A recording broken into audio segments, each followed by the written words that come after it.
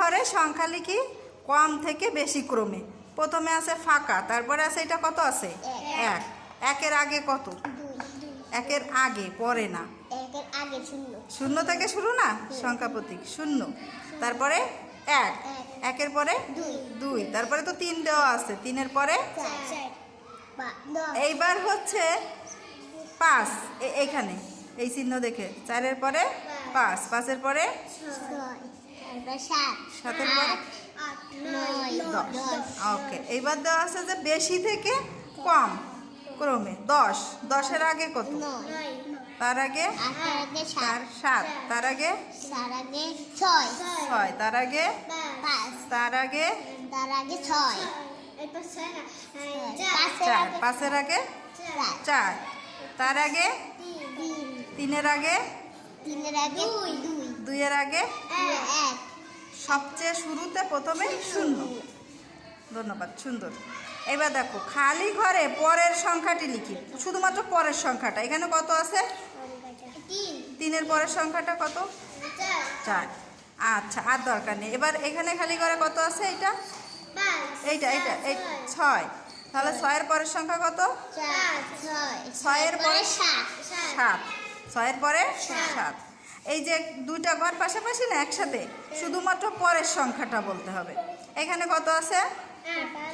এইটা দেখে বলো, না দেখে বলতেছো কেন? এটা কত আছে? তুবা, এটা কত? 4, 4-এর পরে কত হবে? 5।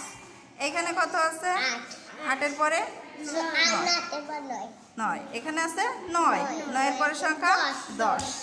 এইবার কি বলছে যে খালি ঘরে মাঝের সংখ্যাটি লিখি। খালি ঘরে মাঝের সংখ্যা, 3টা ঘর আছে, এই পাশে দেওয়া আছে আর এই পাশে সংখ্যা দেওয়া আছে, মাঝখানেরটা আমাদের বলতে হবে, তাই না? লিখতে হবে, আমরা পরে লিখবো, আগে দেখি পারি কি না। বলি, 1 আছে আর এখানে 3 আছে, মাঝে কত হয়? 2। তুবা খেয়াল করো, 1 পরের সংখ্যাটা নাই, তারপর আছে 3, তাহলে মাঝে কোনটা হবে? 2। ধন্যবাদ। 7 আছে, মাঝের সংখ্যা নাই, পরে 8 আছে, খেয়াল করো, তাহলে মাঝের সংখ্যা কত হবে? মাঝের সংখ্যা হবে 8। কত হবে? 7, 8, 9।